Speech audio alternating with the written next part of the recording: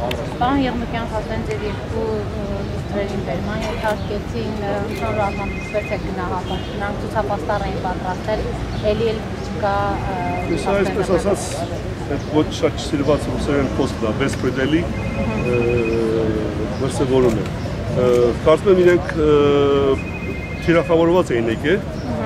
եւ հենց առաջի հերթին երկու աղջիկից վրա հարձակվեցին։ Տեսակ իհարկե ինչպես արեցին, դա առանց մոնիցիվի խոսքի, առանց մոնիցիվի, այս երկուսին կամ այս երեքին տարեք, այնտեղ փոխը մի քանի ուրիշ ընկերներ եկան, նրանք էլ այսպես ասած հետ ձեռի հետ տարան, որպեսզի չասեն, որ միայն Եղնիկյանի աղջիկին են տարել։ Այսինքն սա մտածված էր կոնկրետ ձեր ընտանիքի դեմ։ Հա, ես կարծում եմ, որ դա այդպես էլ է։ Ես ուրիշ բացատրություն չեմ տեսնում։ Գիտեք ինչ, ուրիշ բացատրություն չկա։ Նրան հանգիստ նստած երիտասարդ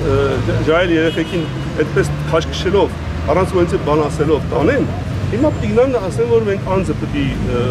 հաստատենք ովքեր են, ոնց որ չեն իմանում թե ովքեր են, եւ մի 6 ժամ պահեն նորից։ Ցուցապաստառն էր գուցե պատճառը այդ։ Ցուցապաստառի պես օրենք կա, ցուցապաստառի համար տանում են մարդկանց։ Ես օրենք օրենք չեմ անում Հայաստանում։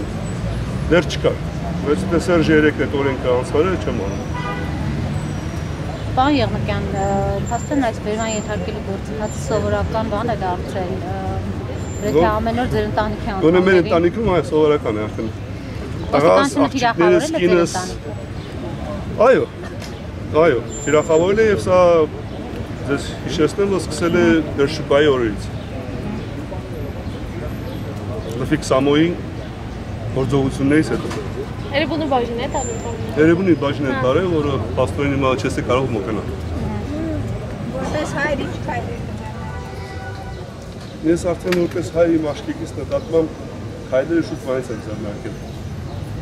Իմ աղջիկս իմ աղջիկս։ Եվ ես իրենց առանձին բան ասելու չունեմ, իրենք իրեն ինչ բաղվել։ Պարոն Եղնիկյան, ասվեց, որ պաստառ էին պատրաստում աղջիկները։ Ճիշտ է, ես չէի նկատել, որ պաստառ են պատրաստում, ես հեռու էի նրանցից։ Չեմ իմանում ինչ պաստառ էին պատրաստում, բայց ինչ էլ պաստառ որ լինի, օրենքի դեմ չէ, ինչպես ասեցի։ Շնորհակալ, շատ բարի, շնորհակալ։